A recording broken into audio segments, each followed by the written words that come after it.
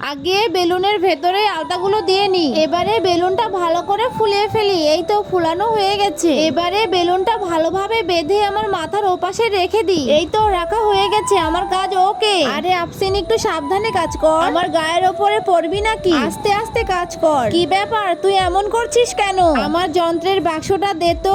এই নে। আমি তো খুলতে পারছি না, একটু খুলে দে না। আমাকে কি শান্তি করে একটু মোবাইলও দেখতে দিবি না? নে তো, তাড়াতাড়ি খুলে দে। আচ্ছা দে, খুলে দিচ্ছি। এর ভেতর থেকে কোনটা নিবি? প্লাসটা দে। এই নে ধর। দেখিয়ে টেস্টারটা দে তো। দেখিয়ে টেস্টারটা দিয়ে বেলুনটা ফাটানো যায় নাকি? আরে এটা দিয়ে তো ফাটানো যাচ্ছে না। দেখি পা দিয়ে তোকে ঠেকিয়ে রাখি যেন পড়ে না যা। এবার আমি শান্তি করে মোবাইলে কথা বলি। তুই এটা আমার সঙ্গে ঠিক করছিস না। আমি ঠিক করেছি, তুই আমাকে অনেকক্ষণ থেকে ডিস্টার্ব করছিস। তাই বলে তুই এভাবে আমাকে লাথি দিবি? হ্যাঁ দেবো, তাতে কি হয়েছে? এই মোবাইল দিয়ে তোর মাথায় ফাটিয়ে দেবো। বন্ধুরা, তোমরা যদি তোমার মাকে ভালোবেসে থাকো আর এই ছবিটিকে সুন্দর মনে করে থাকো, তাহলে ভিডিওটিকে লাইক করে চ্যানেলটি সাবস্ক্রাইব করে দাও।